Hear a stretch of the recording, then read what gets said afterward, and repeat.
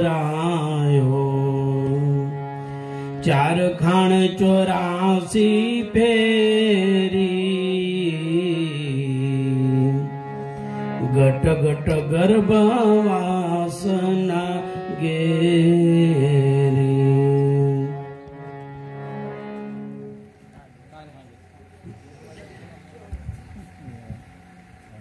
જ્ઞાન સંપ્રદાયના આદ્ય સ્થાપક શ્રીમદ કરુણાસાગર ભગવાન જ્ઞાનબોધ ઉપદેશ આપતા જિજ્ઞાસુ માનવ પ્રત્યે અલૌકિકમય દિવ્ય વાણીમાં સ્વરચિત શ્રી રાવણી પદ વિશે કહે છે, પૂર્ણ ભાગ્ય મનુ સાત અન્ન પાયો, જાકો ઈચ્છત સુની નર દેવરાયો, चार खान 84 फेरी, घट घट गर्भ वासना घेरी। श्रीमद भगवान करुणा सागर मानव गाढ़धारी चैतन्य अंशों ने निज चैतन्य दर्शी ज्ञान आपता जीवात्मा ने एक मानव घाट नो महिमा समझावे छे कि पूर्ण भाग्य मनु सातन पायो, जाको इच्छत सुने नर देवरायो। कि 84 लाख प्रकारना इतर घाट लो, ए घाट में मानव घाट श्रेष्ठ અને સર્વોપરી શ્રેષ્ઠ છે, ઉત્તમ છે। પણ આ ઘાટ આપણને બે ક્રિયા પ્રમાણે પ્રાપ્ત થાય છે। एक આગલા ભાવમાં કંઈક સારા કર્મ હશે કે કંઈક સારું સુકૃત કર્યું હશે તો આ જીવાત્માને માનવ ઘાટ પ્રાપ્ત થાય છે। અને બીજી રીતે કે 84 લાખ પ્રકારનો આંટો મારતા મારતા જ્યારે 83,09,999 અવતાર પૂરા થાય ત્યારે માનવ ઘાટ પ્રાપ્ત થાય છે। એક અવતાર કર્મ પ્રમાણે છે અને એક અવતાર ક્રમ પ્રમાણે છે, એટલે નંબર પ્રમાણે છે। આ ભાવમાં સારું સુકૃત જો પ્રાપ્ત કર્યું હશે તો આવતા ભાવમાં આપણને માનવ ઘાટ પ્રાપ્ત થશે। પણ માનવ ઘાટ પ્રાપ્ત થવું દુર્લભ છે, પણ પ્રાપ્ત થયા પછી એમાં ભગવત કાર્ય કરવું અતિ દુર્લભ છે। આ ઘાટની વિશેષતા શું છે? હાડકા, માંસ, લોહી, ત્વચા, રુદ્ર એ ઘાટમાં સ્થાયી છે બધું। આની અંદર એક ચૈતન્ય આત્મા જેને જીવ કહે છે અને બીજી વસ્તુ શ્વાસ જેને લોકો જ્ઞાની પુરુષો પ્રાણ અથવા પ્રણવ કહે છે। 24 કલાકમાં 21,600 જે જાપ ઉઠે છે એ જાપ સાથે આ ચૈતન્યનો સંબંધ છે। એક શ્વાસ આવે ને એક શ્વાસ જાય। જીવને શ્વાસ તણી સગાઈ, ઘરમાં ઘડી ન રાખે ભાઈ। બાપા કહે છે બેટો અમારો, માતા મંગળ ગાય। બેની કહે છે બાંધવ અમારો, ભીડ પડે ત્યાં ભાઈ। જીવને શ્વાસ તણી સગાઈ, ઘરમાં ઘડી ન રાખે ભાઈ। આ જીવને, આ અંશને, આ ચૈતન્ય અને શ્વાસ સાથે સંબંધ છે। એટલે માનવ ઘાટની વિશેષતા એ છે કે કેટલા લોકોની આયુષ્ય 30 વર્ષ, કોઈની 40 વર્ષ, કોઈની 50 વર્ષ, કોઈની 60 વર્ષ પૂર્ણ થઈ। પણ આ ઘાટની અંદર ચૈતન્ય ક્યાં છે, કોની સ્વજાતિનો છે, ક્યાંથી આવ્યો છે ને ક્યાં જવાનો છે। आए सो जाएंगे राजा रंग फकीर, एक सिंहासन चढ़ी जले, एक बांध जात जंजीर। आ 24 કલાકમાં ન જોઈ શકાય એવા 1,29,600 પ્રાણ ઉઠે છે। એનો એક માધ્યમ જે પ્રાણ છે એને 21,600 કહેવાય છે। આખું વિશ્વ ઈશ્વરની ભક્તિ કરે છે ભાઈ.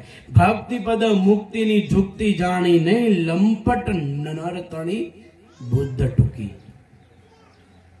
આખું વિશ્વ, આખું જગત એક વસ્તુ માટે ઈશ્વરની ભક્તિ કરે છે, આ આત્માનો ઉદ્ધાર માટે, આ ચૈતન્યના મોક્ષ માટે.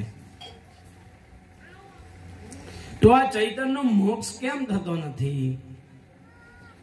શું કારણ છે? નાભીમાં ઓમકાર છે અને મસ્તકમાં સોહમ પ્રણવ છે. આ ઓમકારની અંદર આ બધી વસ્તુ રહેલી છે. કામ, ક્રોધ, લોભ, મોહ, માયા, આ બધી અવગણના ઓમકારમાં છે. મસ્તકમાં કશું નથી, સોહમમાં. પણ નાભીનો જે પ્રાણ છે ઓમકાર, એ મસ્તકના સોહમ પ્રાણ સુધી પહોંચી શકતો નથી. કેમ? કારણ કે વચ્ચે માયાનું આવરણ છે, જેને ત્રિગુણાત્મક માયા કહેવાય, જેને ત્રિવેણી કહેવાય. ઘણા લોકો તીર્થમાં ફરે ને ભાઈ, અલ્હાબાદ જાય, ત્રિવેણી સંગમમાં સ્નાન કરે. ગંગા, જમના અને સરસ્વતી ત્રણેયમાં સ્નાન કરીને લોકો એવું વિચારે કે આ ઘાટ કૃતાર્થ થયો, બધા મારા પાપ કર્મો બળી ગયા. પણ વાસ્તવિક સ્વરૂપ એવું હોતું નથી. જો એક પાણીની નદીમાં સ્નાન કરવાથી જો કદાચ આપણા કર્મની આહુતિ એટલે શ્રાપ થઈ જતા હોય, તો ત્યાં દેડકા, માછલા, માછીમારો ઘણા સ્નાન કરતા હોય છે. તો પછી આ લોકોના કર્મ બળી જવા જોઈએ, પણ નહીં. એનું વાસ્તવિક સ્વરૂપ જુદું છે. ગંગા, જમના, સરસ્વતી ત્રણ નદીનો સંગમ છે. જ્યારે ત્રણેયનો પ્રવાહ ચાલુ થાય અને ત્રણેયમાંથી એક પ્રવાહ થાય અને એક પ્રવાહમાં જે સ્નાન કરે ને એનો પાપ કર્મ બળે. એંગલા, પેંગલા અને સૂક્ષ્મણા. આપણી અંદર 72,000 નાડીઓનું સંગમ છે. કેટલી? 72,000. ડાબી બાજુ 36,000 અને જમણી બાજુ 36,000. આ 72,000 નાડીઓનો સંગમ ત્રિવેણી એટલે પ્રકટીય થાય છે. આ 72,000 નાડીમાં 10 નાડી મોટી, 2 હાથની, 2 પગની, 1 હૃદયની, 1 નાભીની, 1 ઉપસ્થની, 1 બંકનાળની અને ઇંગલા, પિંગલા અને સૂક્ષ્મણા. હવે જ્યારે માણસની વૃદ્ધાવસ્થા આવે, 40, 45 કે 48 વર્ષ જાય ને, ત્યારે ઈશ્વર આપણે નોટિસ મોકલે. સૌ પ્રથમ તમારા 42 વર્ષ વટે ને એટલે આંખે દેખાવાનું ઓછું થાય. તેને શું કહેવાય? 2 તાલા. તમને બહુ આંખ દુખતી હોય, ડોક્ટર પાસે બતાવવા જાવ ને પેલા પૂછે ભાઈ તમારી ઉંમર કેટલી છે? એટલે એમ કે 45, 42, 44 એટલે થર્ડ દઈને 2 નંબર ના આપે. ક્યાં તમે જુઓ બરોબર દેખાય છે કે નહીં? 42 વર્ષે 2 તાલા આવે. અરે ઈશ્વર તરફથી જેમ જેમ થાય ને આપણી ઉંમર વૃદ્ધિ, એમ નોટિસો આવે. આંખે ઓછું દેખાય, માથાના વાળ સફેદ થાય, કાને ઓછું સંભળાય, બહુ ચલાય નહીં. એથી વધુ આપણી ઉંમર થાય એટલે ઘાટમાં ફોલ્ટ આવે. આ 72,000 જે 10 નાડી છે, 2 હાથની, 2 પગની, 1 બંકનાળની, 1 નાભીની, 1 ઉપસ્થાની, 1 હૃદયની. આ 10 માંથી એકનો ફોલ્ટ આવે એટલે કા હાથ દુખે, કા પગ દુખે, કા બૈડો દુખે, કા નાભી દુખે. આ જેમ જેમ વૃદ્ધાવસ્થા થાય તેમ વિશ્વ નિયંતા નોટિસો મોકલે. આ 72,000 માંથી 10 મોટી ને 10 માંથી 3 ઇંગલા, પેંગલા અને સૂક્ષ્મણા. આ બંને નાડીઓનો સંગમ ત્રિવેણીમાં થાય, જ્યારે પ્રકટી સ્થાને થાય.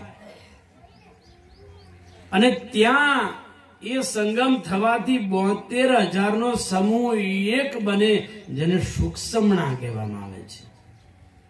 ત્યાંથી ઈશ્વરનું દ્વાર ચાલુ થાય છે.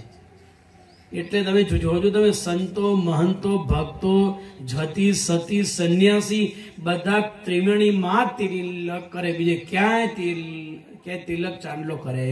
અહીં ન કરે, અહીં ન કરે, અહીં ન કરે, ક્યાંય ન કરે. અહીંયા ત્રિવેણી સિવાય નહીં, ત્યાં તિલક થાય. અને કોઈ કીધું છે ને કે શંકરને ભાઈ વિશ્વની અંદર 3 આંખ આપી, આ 2 અને ત્રીજી આંખ. અને ઘણા લોકોનું કહેવું છે કે પણ શંકરની ત્રીજી આંખ ખુલે એટલે વિશ્વનો નાશ થઈ જાય છે, એટલે આખી પૃથ્વીનો નાશ થઈ જાય છે. જોકે જ્ઞાનની ભાષામાં જો તો વાત ખોટી છે, અને આધ્યાત્મિક ભાષામાં જો તો વાત સાચી છે. કેમ? આ ઘાટના ગળાથી નીચેના ભાગને વિશ્વ કે પૃથ્વી કહેવામાં આવે છે. જ્યારે ત્રિવેણી ખુલે, સૂક્ષ્મણા ખુલે અને જેની સુરતા ઉધોગામી થાય ત્યારે નીચેનું ઘાટનું ભાન ભૂલી જાય છે. એટલે પૃથ્વીનો નાશ એટલા માટે કહે છે. આની પૃથ્વી ચારે કોર જે છે એને પૃથ્વી નહીં, પણ આ ઘાટરૂપ પણ એક પૃથ્વી કહેવામાં આવે છે, અને આધ્યાત્મિક ભાષામાં કહે છે. અને આ ત્રિવેણી ખુલે એટલે આ બાજુ 84 જે તત્વો છે એ બધા શાંત પામી જાય છે. કેમ? કારણ કે જે સૂક્ષ્મનો છેડો ચૈતન અંશને સ્પર્શીને રહેલો છે, અને આ ચૈતન અંશ 5મા પરમ કાણદીનું સંગી છે. કોઈ સંતે કીધું છે આ ભૂમિકામાં એક સુંદર ભમ્મર ગુફા આવી છે, દિવ્ય આકાશ આવેલું છે, આખી ગુફા અમૃતસમ બુંદથી છવાયેલી છે. એમાં પ્રણવના પતિ હંસ પુરુષ બિરાજે છે,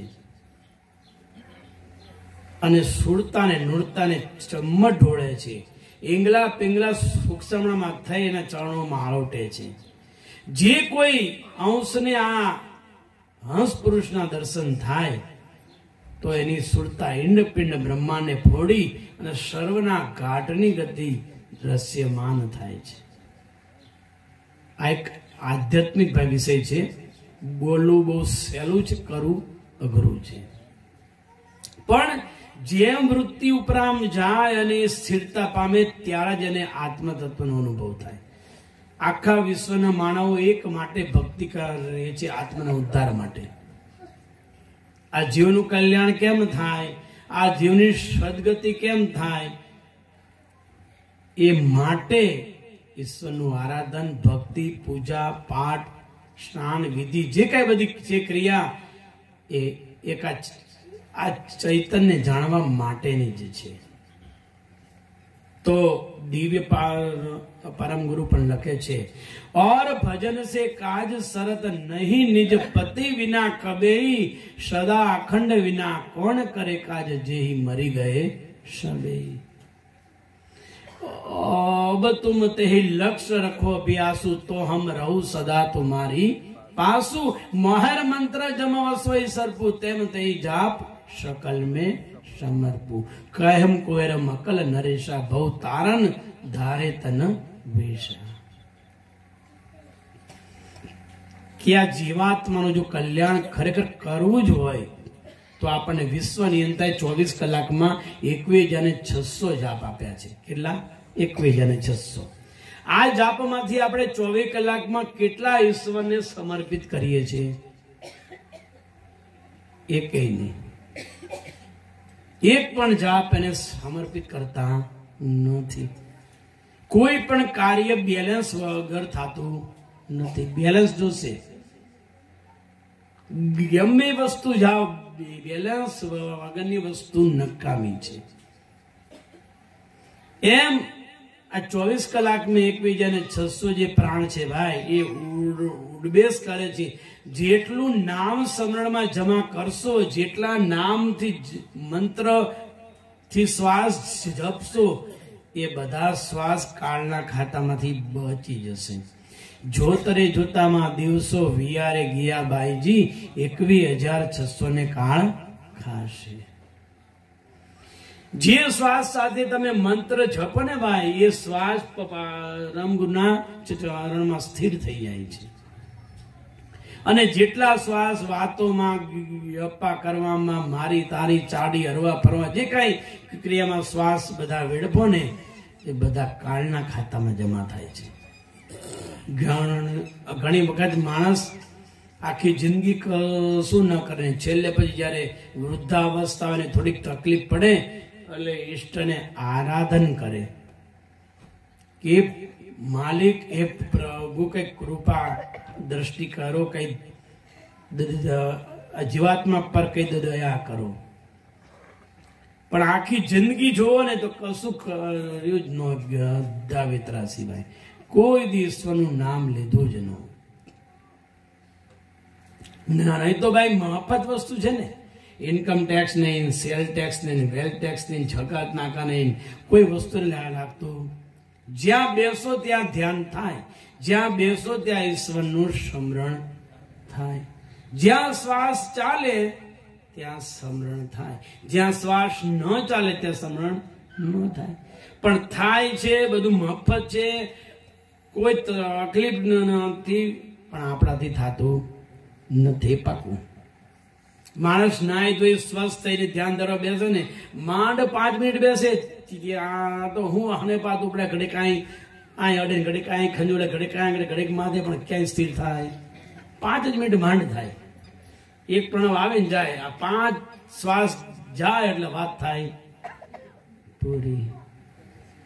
પછી એટલો કંટાળો આવે, જલ્દી પૂરું થાય તો સારું, જલ્દી પૂરું થાય તો સારું.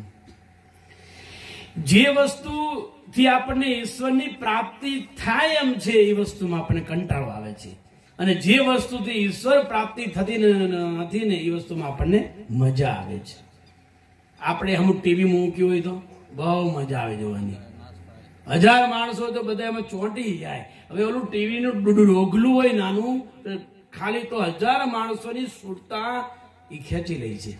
આપણે ચેતન છીએ ને એ જડ છે. સાંભળો, ટીવી જડ છે, આપણે બધા ચૈતન છે. પણ તમે મોટું ટીવી મૂકી દો અહીંયા, બધાને બેસાડો તો બધા ટીવીમાં ચોંટી જાય. જડ વસ્તુ ચેતનને ખેંચીને લઈ જાય છે. એનું શું કારણ ખબર? એ વસ્તુમાં આપણે ઇન્ટરેસ્ટ છે, આપણું મનમાં સ્થિર છે. એટલે જ્યારે આપણે ધ્યાન શ્રવણ કરીએ છીએ ને ભાઈ, એમાં આપણું મન સ્થિર છે નહીં. એમ કહું, આંખ વીચીને ધ્યાન ધરવા બેસો એટલે અંધારું દેખાય, બીજું કઈ દેખાતું? કાંક દેખાય તો કાંક મજા આવે ને. આ તો કશું દેખાય ને, નકરું અંધારું. અને થોડીક વાર બે એટલે ફળ દઈને મમ્મા વિચાર કરે, સંકલ્પ કરે, ઓલું આમ ને ઓલા આપણે જવું ને આમ જવું ને ઓલા આપણે ચાલ્યા જ કરે વિચારો. એ વિચાર ચાલતા ચાલતા બુદ્ધિ અંકણ એને ટેકો આપે, એટલે ઘાટ કરે. હા, આમને એનું આમ જ હોય, ત્યાં અહંકાર ટેકો આપણે તો તોલ કરે, અને છેલ્લે ચિત્ત મંજૂરી આપે, એટલે શ્રય કરે. આ ચારેય અંતસ્કરણ ભાઈ ભેગા થાય ને એટલે આપણું ધ્યાન શ્રવણ થઈ શકતું નથી. અને ખરેખર ધ્યાન સિવાય આત્માનો મોક્ષ છે જ નહીં ભાઈ. ઈશ્વર ભજન સિવાય આત્માનો મોક્ષ છે જ નહીં. કહેમ કોવે નિજ લક્ષ, ભજન વિના કોઈ નર જગ તમે હોય ના સુખી. સ્ત્રી હોય યા પુરુષ હોય, સંત સાધુ ફકીર સંન્યાસી જંગમ સેવડા, કોઈ પણ ઘાટ લો, આપણા ઓમકારમાં કિલમિશ લાગેલી છે, એટલે કાળાશ લાગેલી છે, જેને અજ્ઞાન કહેવાય, જેને માયા કહેવાય. ઈ ઓમકારની અંદર જે માયા છે એ માયા એની મેળે જઈ શકે એવી નથી. ઈશ્વરનું સ્મરણ કરતા કરતા જાપ જપતા જપતા આ કિલમિશ ભૂજાઈ જાય છે. કોઈ સંતે કીધું છે ને, લાવનાજી લાવનાજી લાવનાવે, ગુરુ ચરણ કમલ ચિત લાવનાવે. કે લાવનાજી લાવનાજી લાવનાજી, ગુરુ ચરણ કમલ ચિત લાવના. ગુરુના ચરણ કમળમાં તમારા ચિત્તને સ્થિર કરો. એટલે ઘણા લોકો શું થાય ખબર, કે ગુરુ મહારાજના પગ છે ને એ એનું ચરણ કમળ, એ નહીં. આ બે શ્વાસા ચાલે ને એને કહેવાય. એક જાય ઓહમ અને સોહમ, ઓહમ અને સોહમ. એમાં તમારી ચિત્તવૃત્તિ સ્થિર કરો અને એની સાથે મંત્ર જાપ જપો તો ધીમે ધીમે નાભીમાં જે ઓમકારમાં જે માયા છે એ ધીમે ધીમે વિલસાઈ જાય છે. પછી કોઈ હોશિયાર હોય ને માણસો કંઠી કાઢી છે એટલે કાઢી છે. લોકો કંઠીથી કઈ જ્ઞાન થાય નહીં, ઉદ્ધાર ન થાય. એ કંઠી કઈ ઈશ્વરને સમર્પિત પણ થતી નથી. પણ જેનું મન બહુ ભટકતું હોય ને, બહુ નકરું રખડ્યા જ કરતું હોય ને, એના માટે કંઠી છે. કંઠી રાખે ને કંઠી ફેરવે ને અને ઉપર એક મોટો હોય પાર, એને શું કહેવાય ખબર? મેર. અને હંમેશા મેર છે ને માથા ભારે હોય. મેર બધા પારામાં માથા ભારે હોય. અને આપણામાં જે બધી જ્ઞાતિમાં જે મેર જ્ઞાતિ છે ને માથા ભારે હોય. એ જે મોટો પારો છે એ મોટો એટલે મૂક્યો છે, આખો આંટો પૂરો થાય ને એક આવે એટલે ખ્યાલ પડે 108 મણકાની એક માળા પૂરી થઈ, આંખે મૂકીને પાછી બીજી ચાલુ, અને ત્રીજી, ચોથી, પાંચમી 5 માળા કરે, 8 કરે, 10 કરે, 20 કરે. જોકે માળા સારી અને કરવી જોઈએ, પણ તમારું ચિત્ત એ વખતે માળામાં નહીં, દિવ્ય પરમગુરુના ચરણ કમળમાં ચોંટેલું હોવું જોઈએ, સ્થિર હોવું જોઈએ. પછી ઘણા લોકો તો કંઠીલીના બધે જ હોય. શું કરે મારી બહુ, ક્યાં ખાય ભાઈ પીવે છે, શું જાય છે, ક્યાં આવે છે, શું કરે, બધે કોઈ દ્રષ્ટિ ફરતી જ હોય. કોણ આવે કોણ જાય, કોઈ ખાય પીવે, અને માળા હાલે, મોઢું ચાલે, દ્રષ્ટિ ચાલે, ત્રણેય ચાલે. આ તો બહુ હોશિયાર કહેવાય. જો કે એક માણસ આવું 3-4 કામ કરી શકે. એટલે એ કંઠી કદાપી ભલે ફેરો તો ખરા, લોકોને કાજે કરું છું, કાંઈ પણ અંતરમાં ભાવના જરીએ નહીં. એ માળા કદાચ રામગુરુને કોઈ દિવસ અંગીકૃત થતી નથી. કોઈ સંતે લખ્યું ને, માળા ઉપર ચડે ને નીચે ઉતરે, હું કાંઈ જપું પાના જાપ નિરંજન માળા મેં ફેરી. માળા ઊંચી ચડે ને નીચે ઉતરે, હું કાંઈ જપું અજંપાના જાપ નિરંજન માળા મેં પહેરી. એક શ્વાસ આવે ને ભાઈ, એક શ્વાસ જાય. આને ખરેખર માળા કહેવાય. અને એની અંદર તમારી વૃત્તિને સ્થિર કરો અને વૃત્તિને સુશોભિત કરો, એટલે આનંદિત કરો, ખોવાઈ જાય વસ્તુમાં.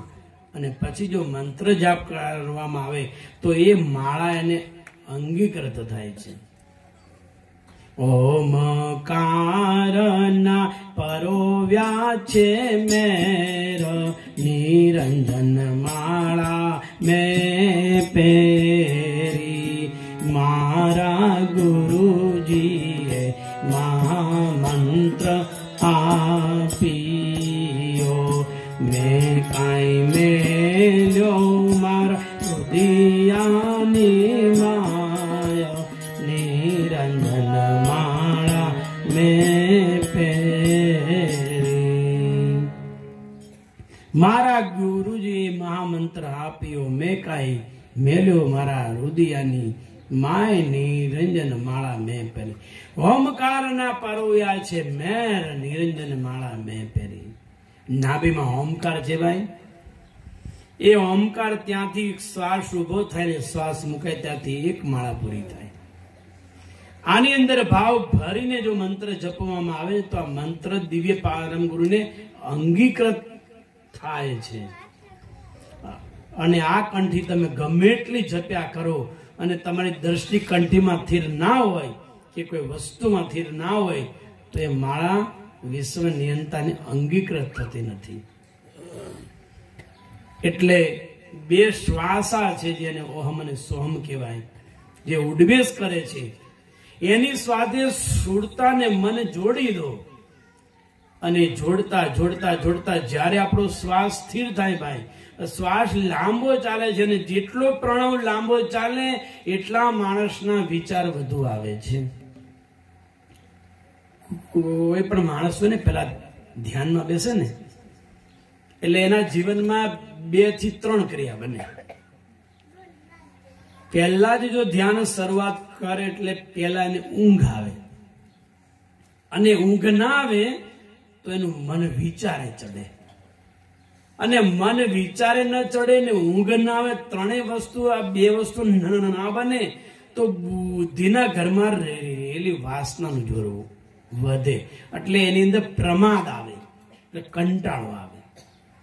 આ 3માંથી એકાદ ક્રિયા માણસને પછાડી દે થાય. જોજો તમે ગમે ત્યારે ધ્યાન ધરવા બેસો ને 1 મિનિટ ચાલે, 1-2 મિનિટ તો હરખું હાલે, પણ 5-6 મિનિટ થાય ને એટલે પછી અંદરથી હરને પાછ ચાલુ થાય, ક્યાંય શાંતિ નહીં.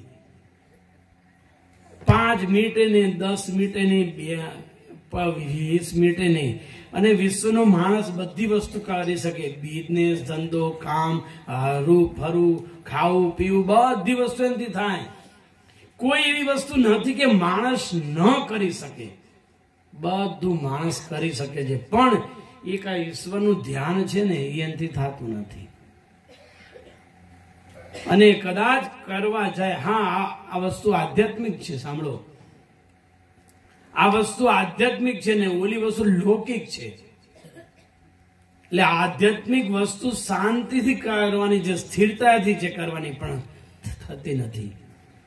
આસન મારીને બેસે છે તો ખરા, પણ અંતસ્કણ સ્થિર નથી. કેમ?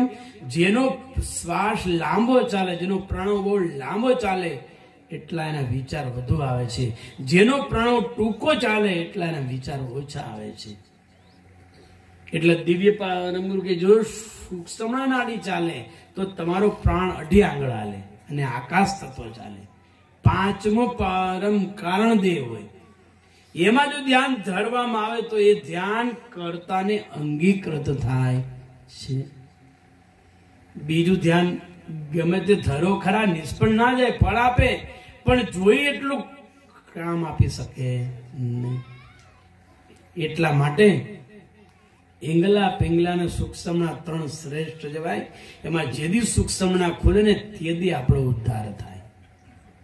આજે નહીં તો કાલે, કાલે નહીં તો 6 મહિના પછી કે 18 મહિના પછી કે પછી આખી જિંદગી જાય ત્યારે, પણ જેદી સૂક્ષ્મણાનો પ્રવાહ ખુલે ને તેદી આપણો નિસ્તાર આવે. માનવ ગાંઠની મમતા છે. 4 ખાણ 84 ફેરી ઘટ ઘટ ગર્ભ વાસના ઘેરી, બહત જતન હે અવસર આયા, સોઈ મૂર્ખ સારા જન્મ ગવાયા. ગ્રંથ ભંડાર ઘોડા ને હાથી, તામે સંગ ચલે નહીં કોઈ તેરી સાથી. તાતે તાતે મન સમજ મેરા, હજુ આ જુગ में નહીં કોઈ તેરા. કોઈ વસ્તુ આપણી સાથે આવવાની નથી, કોઈ આપણું છે નહીં અને આપણે લઈ જવાના નથી. પણ જે માનવ ગાંઠમાં આપણી પાસે જે 84 ની ખાણ આપી છે, એક ખાણમાં 21 લાખ અવતાર આવે, ધ્યાન રાખો. 21 ચોખ્ખું 84.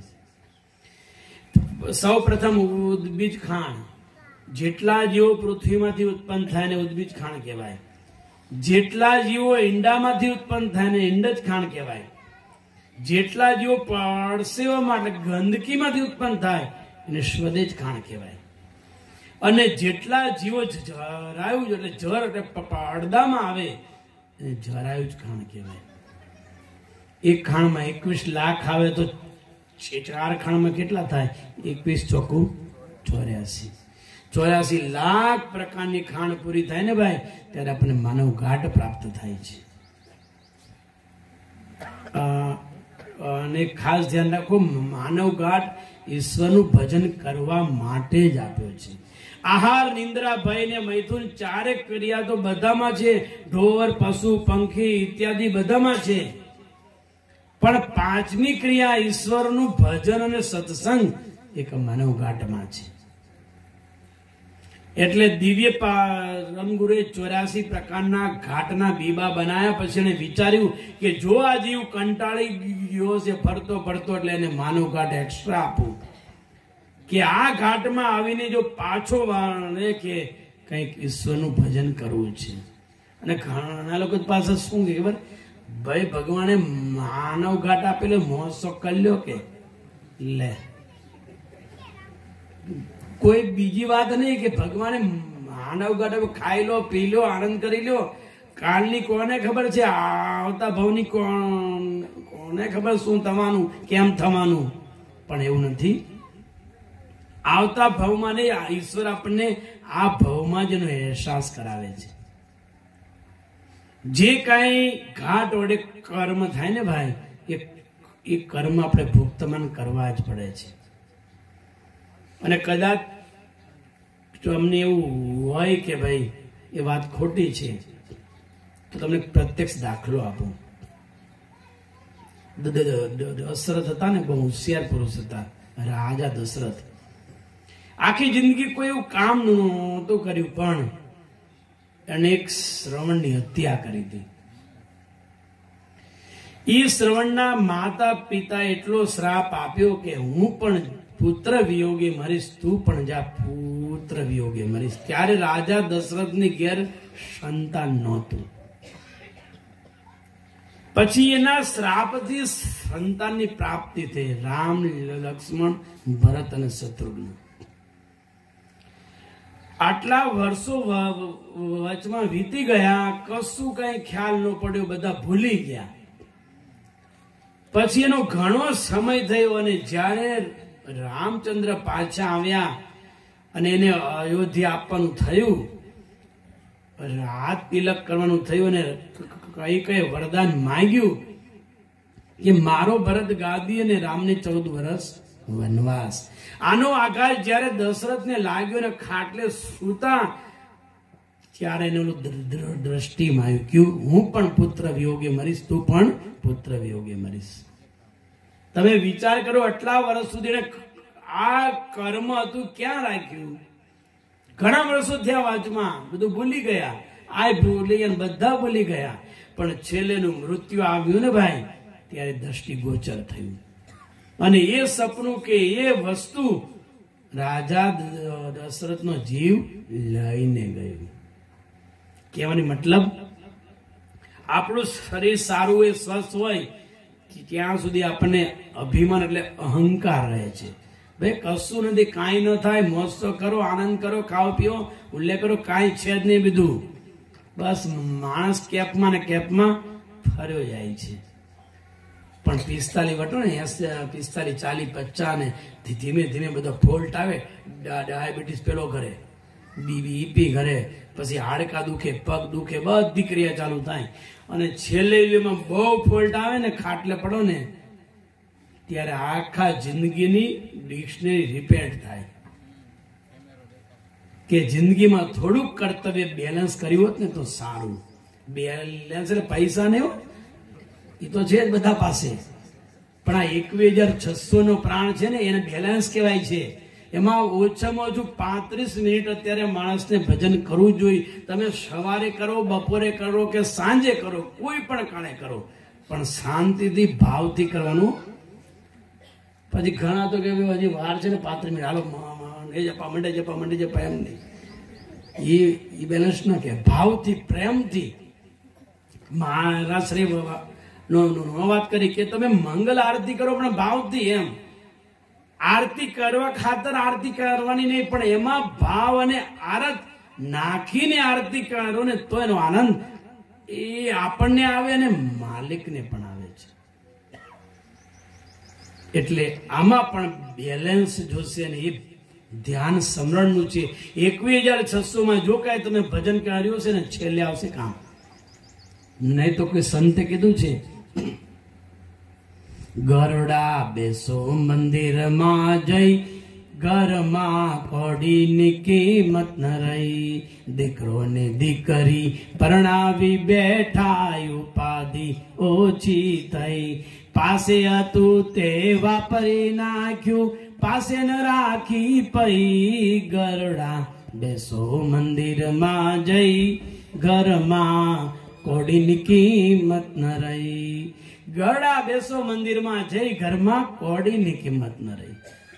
દીકરો ને દીકરી પ્રણાવી બેઠા, ઉપાધિ ઓછી. આપણી પાસે કઈ બેલેન્સ હતું ને આખી જિંદગી, યાર જો છોકરીને દીધું, છોકરાને દીધું, બંને આપીને આપણે થઈ ગયા ખાલી. બેલેન્સ વગરના થઈ ગયા.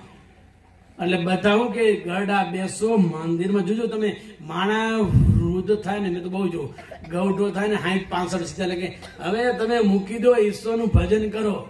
લે તો ઈશ્વરનું ભજન કરવાનું 60 વર્ષ પછી કે પહેલા નો કે, છોકરો 18 વર્ષનો ત્યાર કે, ત્યાર કોઈ નો કે.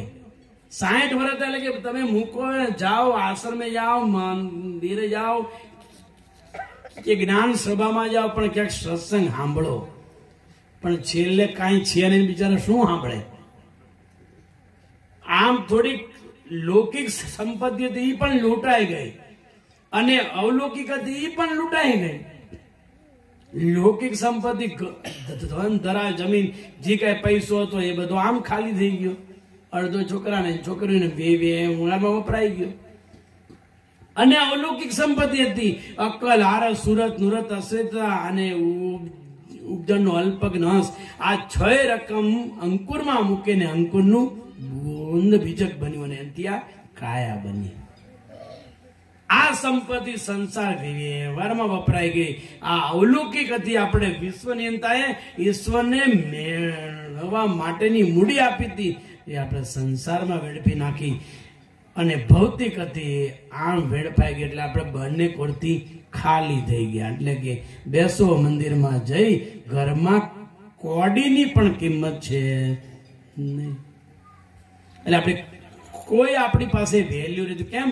ખાલી થઈ ગયા, બંને હાથથી બેલેન્સ વગરના થઈ ગયા.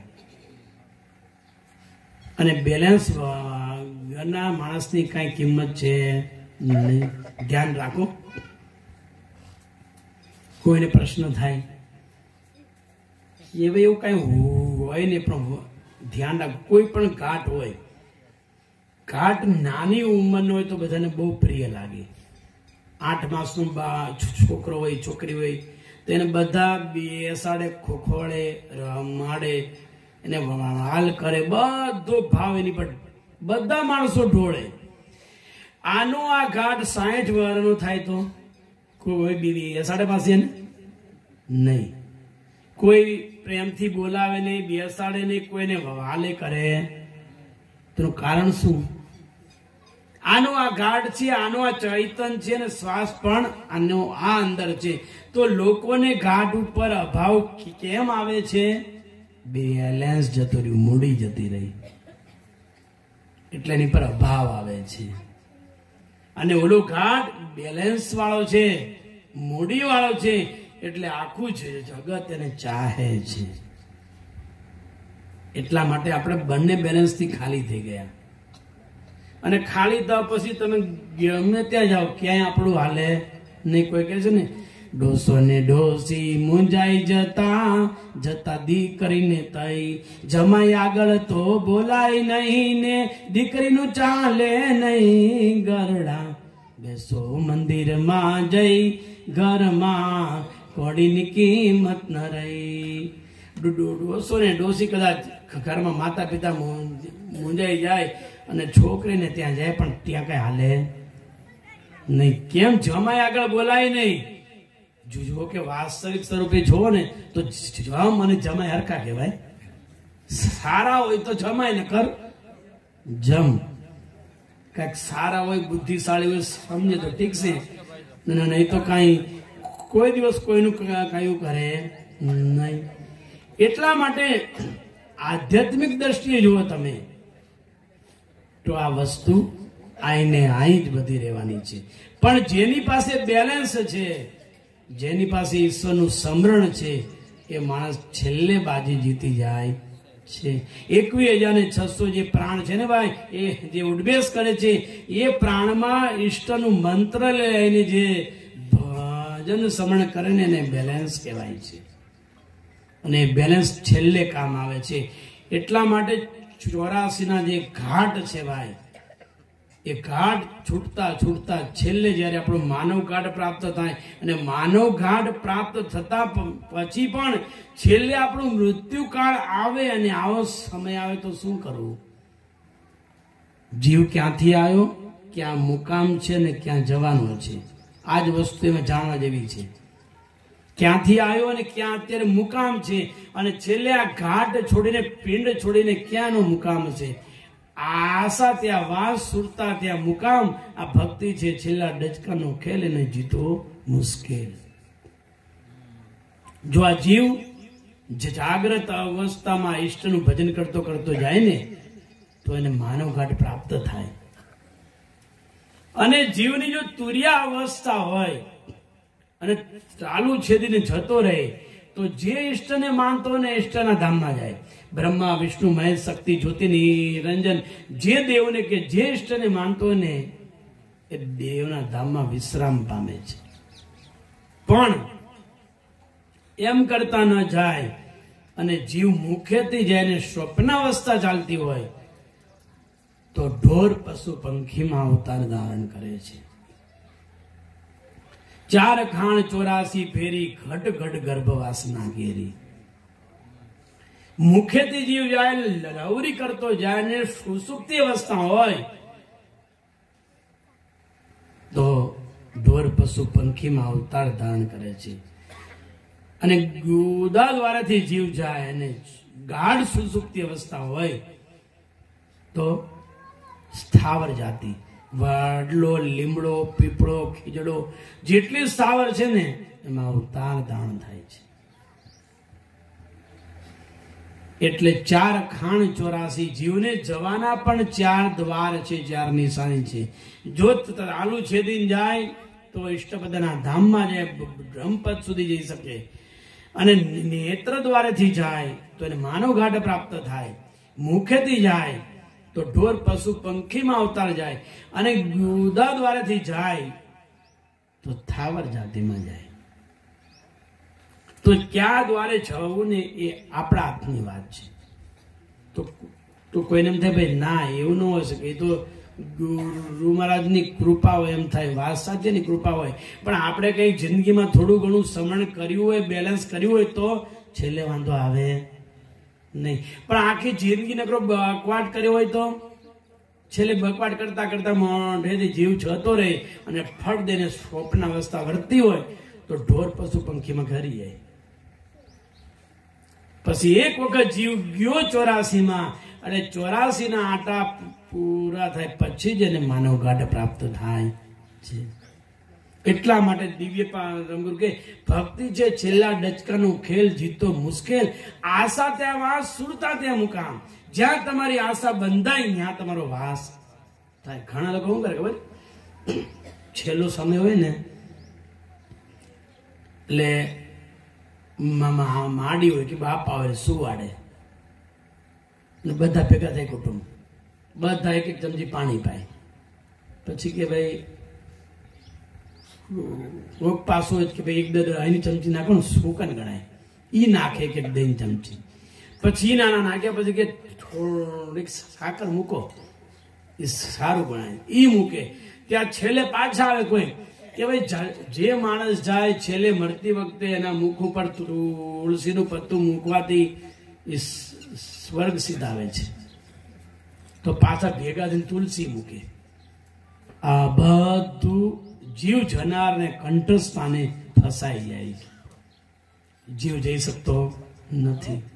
બધું અંદર જાય, શ્વાસ લે મૂકે, બધી ક્રિયા થાય, પણ આ બધી વસ્તુ નાખેલી હોય એટલે શ્વાસ જોઈ એવો લેવાતો ને મુકાતો નથી. આંખ ખુલ્લી હોય, બધું હોય, અને પછી પૂછે કે કાંઈ તમારી ઈચ્છા છે, કાંઈ કહેવું છે? માડી કે બાપા જોયે ખરા આમ બધા સાઉન્ડ ટગર ટગર કે ને ઘણા કે માડી બાપા બોલતા નથી, જોવે છે ખરા. કોક પૂછે કાંઈ તમારે છેલ્લે ઈચ્છા હોય કહી દો, પણ આમ જોવે કે કેવું તો હોય પણ અહીંયા બધું ફસાણું હોય. એટલે પછી મનમાં ને મનમાં વિચારે કે શાંતિથી જીવા તો દેતા નથી પણ શાંતિથી મરવાય નથી દેતા. જો તમારે ખવડાવવું જોઈએ ને તો જીવતા ખવડાવી લેવાનું, દૂધ, શીરો, પૂરી, ભજીયા, જે કાંઈ. પણ છેલ્લે સમયે આ પ્રવૃત્તિ કરવાની. છેલ્લે સમયે એવી ક્રિયા કરો, ઘરમાં એવું વાતાવરણ ઊભું કરો કે કદાચ આપણા માતા પિતાની સુરતા જ્યાં ત્યાં ફરતી હોય ને તો ઈશ્વર ચરણમાં સમર્પિત થાય. આપણા ઘરમાં ઈષ્ટનો ફોટો રાખો કે એના ખાટલાની સામે ઈષ્ટનો ફોટો રાખો. કે એના આજુબાજુ એવું વાતાવરણ ઊભું કરો કે એના કાનમાં ઈશ્વરના ગુણાવિંદ સંભળાય, અને સાંભળતા સાંભળતા જીવાત્મા પોતાનું શરીર છોડે ને તો પદને પામી પણ જાય છે. પણ આ તો એવું વાતાવરણ ઊભું કર્યો તે જીવને ક્યાં જવું એને નક્કી થતું નથી. હા, તમારે ખવડાવવું ને સેવા કરવી, જીવતા કરો, ખાતા પીતા હોય તો તમે બધું દો, ઘી દો, શીરો દો, પૂરી દો, પણ એ કહેવત છે ખાય ને ત્યારે કોઈ આપે. માડી કે બાપા ખાતા બહુ ખાતા નહીં, ડાયાબિટીસ વધી જાય, પેટનો દુખાવો થાય, બહુ ભજીયાનો ખાતા બધી ના, અને જયારે નો ખાય ને ત્યારે બધા ભેગા થઈને પરાણ ખવડાવે, જોવા માંડે બાપા ખાઓ ખાઓ, પણ હું ખાય. એટલે સંતે કીધું લોકોને કાજે કરું છું કાંઈ, પણ અંતરમાં ભાવના જરીએ નહીં. એટલે સેવા આવી કરવાની ને એને જ્ઞાની સેવા કહેવાય. આ સેવાથી ઈષ્ટની કે આપણે માતા પિતા શાંત ના પામે, પણ ઘરમાં છેલ્લે એને એ પોતાનું ધ્યાન કે સુરતા ચૂકી ગયા હોય તો ઘરમાં એવું મંત્ર આહવાન કરો કે એવો ગ્રંથનો અભ્યાસ કરો કે ઘરમાં એવા પરમ ગુરુના ગુણાવિંદ ગાવ કે એના શબ્દો એના કાનમાં સાંભળતાની સાથે જ જે વસ્તુ ભૂલી ગયા છે એ વસ્તુનું પુનરાવર્તન થાય, અને પુનરાવર્તન થતા થતા થતા એ વસ્તુ એને મસ્તકમાં આવે, ને પછી ઈષ્ટનું સ્મરણ કરતા કરતા એનો ગાઢ છૂટે ને ભાઈ, એ અતિ ઉત્તમ છે. દિવ્ય પરમગુરુ કહે છે આ મૃત્યુ લોકમાં જાગ્રત અવસ્થા જે પરમગુરુનું સ્મરણ કરતા કરતા જે જીવ જાય ને એ મૃત્યુ લોકમાં સારામાં સારો પ્રસંગ કહેવાય.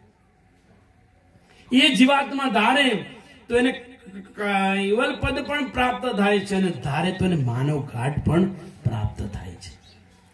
પણ જાગ્રત અવસ્થા હોવી જોઈએ. નેત્ર દ્વાર અને જાગ્રત અવસ્થાથી જીવાત્મા ઈષ્ટનું સ્મરણ કરતા કરતા જો ઘાટ છૂટે ને તો મૃત્યુ લોકમાં સારામાં સારો પ્રસંગ કહેવાય. એટલા માટે દિવ્ય પરમ ગુરુ કે 4 ખાણ 84 ફેરી ગટ ગટ ગર્ભ વાસના ઘેરી બહોત જતન હી અવસર આવ્યા સોઈ મૂર્ખ સારા જન્મ ગવાયા. કે ઘણા સમયને અંતે સારો અવસર આવ્યો છે. આ અવસર ભાગ્ય વસાત આપણને પ્રાપ્ત થાય છે. તો આ આવેલા અવસરને આપણે વધાવી લઈએ. ઈશ્વરના ગુણાવિંદથી, ધ્યાનથી, સ્મરણથી, અધ્યયનથી જેટલું થાય એટલું શુભ કામ ભગવત કાર્ય કરી. અને ખરેખર ભગવત કાર્ય કોને કહેવાય ખબર?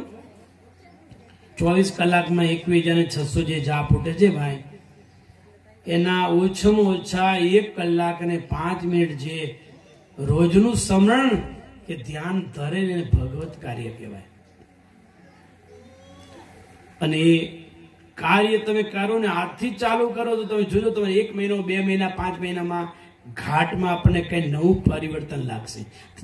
અમે ઇસ્કોનનું નામ સાંભળ્યું હશે, ઇસ્કોન મંદિરનું. ત્યાં 3 4 મોટા સંત થઈ ગયા.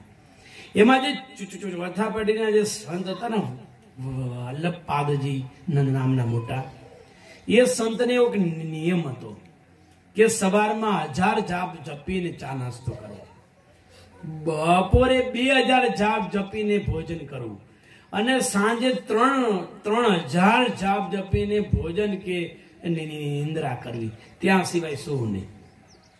આ સંત આટલું રોજનું કાર્ય કરતા, રોજ ડેલી, બસ બીજું કશું નહીં. એટલે તમે જોજો અત્યારે તમે ઇસ્કોન મંદિરમાં જાઓ ને એક જ હશે, હરે રામ હરે કૃષ્ણ, હરે રામ હરે કૃષ્ણ. કોઈ શબ્દ બીજું બોલવાનો જ નહીં. ગમે એટલા માણસો જાય દર્શન કરીને પાછા આવે, એક જ ઉચ્ચાર ને એક જ વસ્તુ, કોઈ મિથ્યા બકવાત કરવાનો નહીં. મંત્ર જાપ કહેવાય. એટલે રાખે ને ભાઈ, મંત્ર જાપ મમ દ્રઢ વિશ્વાસા પંચમ ભેદ વચન પ્રકાશા. કે જે મેં આપેલા મંત્રમાં તમે વિશ્વાસ રાખીને ભજન કરવાથી જન્મ અને મરણ નું જે બંધન છે નાશ પામે છે. એટલે આવા એ સંપ્રદાયના 6 આચાર્યો 5 આચાર્યો થઈ ગયા. એ બધા એટલા ચુસ્ત હતા કે બસ ઈષ્ટનું નામ સ્મરણ કરતા. અને મંત્રમાં એક જ મંત્ર હતો, શ્રી કૃષ્ણ શરણમમ. આ જ મંત્ર જપતા. આ મંત્ર જપતા જપતા જપતા એ લોકો એટલા બધા વિદ્યમાન બની ગયા, એટલા બધા હોશિયાર બની ગયા કે આની અંદર જે વસ્તુરૂપ મુદ્દો હતો ને એ મુદ્દો ને પ્રાપ્ત થઈ ગયો. ઘણા વસ્તુને પૂછો ને ત્યારે શ્રી કોને કહેવાય, કૃષ્ણ કોને કહેવાય, શરણ કોને કહેવાય અને મમ કોને કહેવાય, એ કોઈને કશી ખ્યાલ પડે બધા શ્રી કૃષ્ણ શરણમમ, શ્રી કૃષ્ણ શરણમમ. પણ એનો વાસ્તવિક અર્થ શું થાય? શ્રી કોને કહેવાય, કૃષ્ણ શું આપણે સંબોધે, અને શરણ કોને કહેવાય અને મમ કોને કહેવાય. મમનો અર્થ શું થાય ખબર? ખાવું, જમવું. એનો અર્થ થાય મમ. અને શ્રીનો અર્થ શું થાય? જેનામાં સંપૂર્ણ આશ્રયતા છે ને એને શ્રી કહેવાય. જેમાં કોઈ પ્રકારની ખોટ નથી, બધી વસ્તુ સંપન્ન છે એને શ્રી કહેવાય. એટલે કોઈ પણ મંત્રનો અર્થ અને આશય જાણીને ભજન કરવામાં આવે ને તો એ વસ્તુને અંગીકૃત થાય છે. માટે અહીંયા દિવ્ય ભગવાન કરુણાસાગર કહે છે કે એવી રીતે આપણને વિશ્વ નિયંતાએ માનવ ઘાટ આપ્યો છે, બહુ કિંમતી છે. 84 લાખ પ્રકારના ઘાટોમાં આ ઘાટોમાં કંઈક સારું કર્મ કરી લે તો આવતા ભાવમાં કામ આવશે, જેને ભગવત કાર્ય કહેવાય. કે આ ભાવમાં કરેલું કર્મ આવતા ભાવમાં પણ આપણને કામ આવે છે. જો માનવ ઘાટની ફારગતી કરવી હોય તો ગુરુ મહારાજે જે કંઈ મંત્ર ઉપદેશ આપ્યો છે એ મંત્રને અંતરપટમાં ધારણ કરી અને ગમે ત્યારે ગમે સંજોગમાં જેવો ટાઈમ મળે એમાં આસન મારી અને મનને સ્થિર કરી પ્રાણ સાથે એકતા કરી જો આ મંત્ર જપવામાં આવે અને જપતા જપતા કોઈ દિવસ પરમગુરુની કૃપા દ્રષ્ટિ જીવાત્મા ઉપર પડે અને એ કૃપા દ્રષ્ટિ પડતાની સાથે આ જીવ જન્મ મરણના મહાન બંધનમાંથી મુક્ત થઈ અને આ આંસને અખંડ કૈવલ્ય પદ આ આંસને પ્રાપ્ત થાય.